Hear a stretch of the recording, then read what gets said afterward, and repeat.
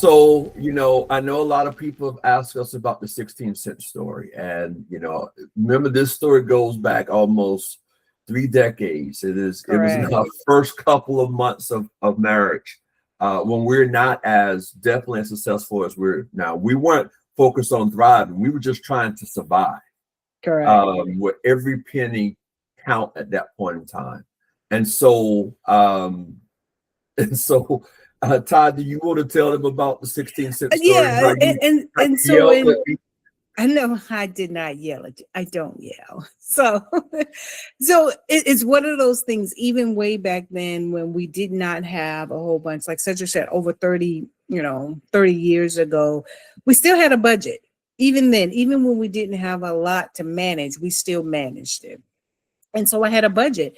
And back then you had a check register. And what I mean by check register, it was a little booklet in the back of your checkbook and you wrote checks. Debit cards was just becoming kind of a thing, but I would put in that check register every single transaction, whether it was a check or whether you use your debit card. You had to keep up with every single thing.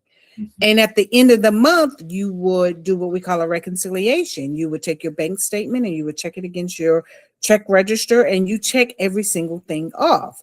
And so anytime that Cedric or I would use a debit card, you needed to bring your receipt back, right? Because that's how I would know exactly how much it is, right? And it was really important to me to reconcile that thing every month when I got the bank statement. So Cedric had gone, I think it was the Taco Bell, maybe. It was some restaurant or something to grab something out to eat. He used his debit card. When he got back home, or later that evening, he said, "Oh yeah, yeah, I did make a purchase today." I was like, "Oh, well, how much was it?" And he was like, "Oh, it was about $5 or something like that." I was like, "Okay." He said he didn't have his receipt. So I put that $5 in. And then when I got the bank statement to do the reconciliation at the end of the month, I was off by 16 cents. And I was hot.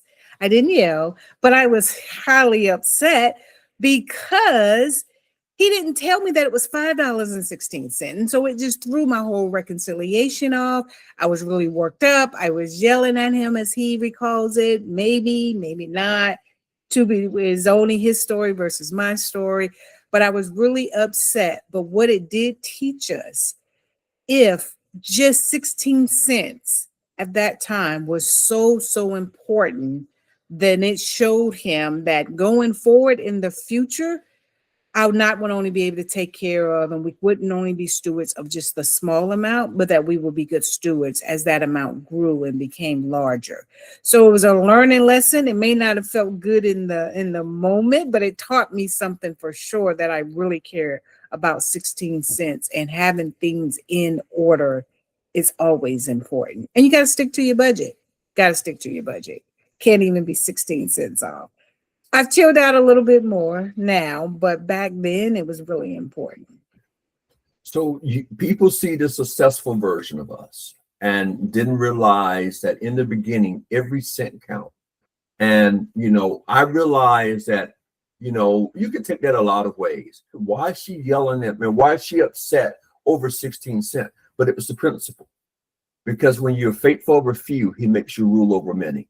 And Yes. so I don't worry about, the success that we have or our bank accounts and so forth now, because if she's anal over 16 cent, imagine how she's going to be over something that has commas in it, which is where we're at now. And so, interesting perspective. That's why we share that story. And that is really the beginning of, our marriage and so forth. And I told her, I said, you're a keeper, because you upset about 16 cents. I don't have to worry about, other things in life. So now you have it. The importance Mhm. of how we learn financial literacy, how we learn investments, how we learn budgeting, even how we taught our kids and our grandparents and our cousins and family members, and then generations and, then generational teaching. We've gone to civic organizations. That's the foundation of freedom.